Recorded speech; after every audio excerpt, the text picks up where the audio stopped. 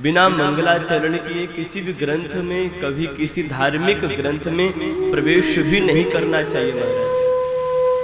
जब भी आप किसी भी धार्मिक ग्रंथ को आप खोलें, उसका अध्ययन करें, अध्ययन करने से पहले आप मंगलाचरण करें। जब भी आप भगवान की सेवा करें, भगवान की स्तुति करें, भगवान की सेवा करें, तो सबसे पहले मंगलाचरण करो। एक बात और, मंगलाचरण किसी भी सामान्य व्यक्ति का नहीं होता, किसी भी राहगीर व्यक्ति का मंगलाचरण नहीं होता महाराज। मंगलाचरण उसी का होगा जिसका आचरण मंगल होगा, जिसका मन पवित्र होगा।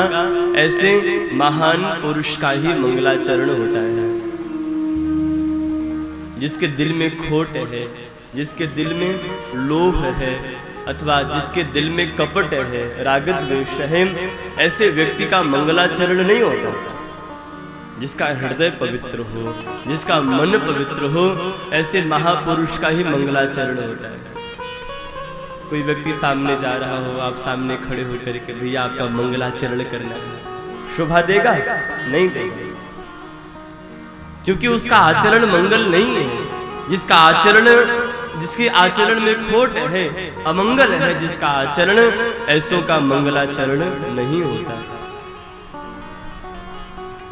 एक बार क्या हुआ, ध्यान देना आप सब लोग। राम जी और मां सिया दोनों आसपास में बगल में बैठे हुए थे। राम जी के मन में विनोद करने की इच्छा प्रकट हुई। विनोद का अर्थ जानते हो? मजाक।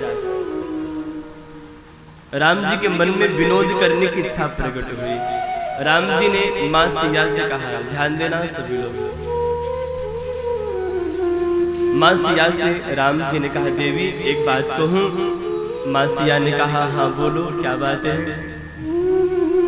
तो श्री राम जी ने कहा, देवी आपके चरण से अधिक सुंदर हमारे चरण ज्यादा सुंदर है। आपके चरण से अधिक हमारे चरण ज्यादा सुंदर है।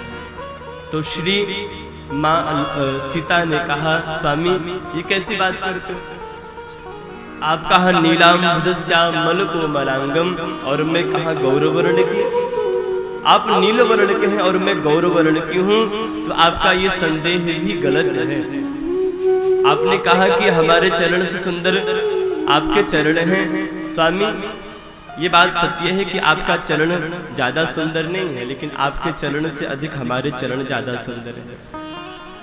तो श्री राम जी ने कहा, नहीं नहीं, आप ध्यान से देखो, आपके चरण से अधिक सुंदर हमारे चरण हैं। माता सीता कहती, नहीं नहीं स्वामी, आपको भ्रम हुआ है, आपके चरण से सुंदर हमारे चरण ज्यादा सुंदर है। राम जी कहते कि हमारे चरण सुंदर हैं, मां सिया कहती कि हमारे चरण सुंदर हैं। दोनों का आपस में विवाद होने लगा, और उसी बीच में लखनलाल जी पधारे, लक्ष्मण जी पधारे। लक्ष्मण जी ने कहा, भैया और भाभी माँ, आप दोनों आपस में विवाद कर रहे हैं, आखिर कारण क्या है? तो श्री राम जी ने कहा, लक्ष्मण अच्छा हुआ आप आ गए। अब आप यह बताओ कि हमारे चरण ज्यादा सुंदर हैं कि भाभी माँ के चरण ज्यादा सुंदर हैं? तो लखनलाल जी ने विचार किया कि अगर मैं कहूंगा भैया आपके चरण ज्यादा सुंदर हैं, तो भाभी माँ हमसे रुष्ट हो जाएगी, और अगर ये कहूंगा कि भाभी माँ आपके चरण ज्यादा सुंदर हैं, तो भैया हमसे रुष्ट हो जाएंगे। तो अब करूं तो करूं क्या? तो अब लखनलाल जी के मन में एक विवेक सूझा। लखनलाल जी ने कहा कि दोनों ने आपस में विवाद किया, मैं भी थोड़ा आनंद लेता हूँ। लखनलाल जी ने क्या किया? कहा, भैया बताओ चरण ज्यादा किसके सुंदर हैं? हाँ बताओ। तो अब लखनलाल जी ने कहा, भैया आपके चरण से अधिक, इतना ही कहा, इसी पर रुक गए। अब मां सिया को लगा कि ये कहना चाहते हैं कि राम जी से अधिक हमारे चरण ज्यादा सुंदर है। तो माता सीता ने कहा, स्वामी देखा, मैंने आपसे पहले ही कहा था कि आपके चरण से ज्यादा सुंदर हमारे चरण है।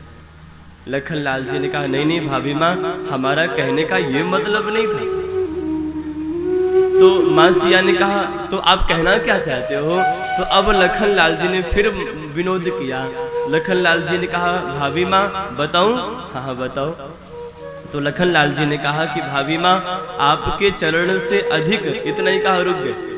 अब राम जी को लगा कि ये लखन कहना चाहता है कि हमारे चरण ज्यादा सुंदर है। तो अब राम जी ने कहा, देखा देवी, मैंने आपसे पहले ही कहा था कि आपके चरणों से ज्यादा सुंदर हमारे चरण हैं। लखन लाल जी ने कहा, भैया अभी मैंने निर्णय नहीं किया कि ज्यादा चरण किसके सुंदर हैं। अब लखन लाल जी के इन शब्दों को सुनकर के राम जी ने और सिया ने दोनों ने एक स्वर में कहा है, लखन आप कहना क्या चाहते हो, आप स्पष्ट रूप से व्यक्त करें। तो अब लखन लाल जी ने कहा, भैया मैं तो यही कहना चाहूंगा कि आपका आचरण मंगल है, ध्यान देना, आपका आचरण मंगल है, इसीलिए भाभी माँ के चरण सुंदर लगते हैं और भाभी माँ का भी आचरण पवित्र है, मंगल है, इसीलिए आपके भी चरण सुंदर लगते हैं।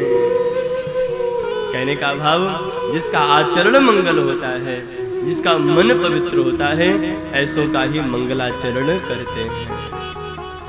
एक बार को राधे राधे।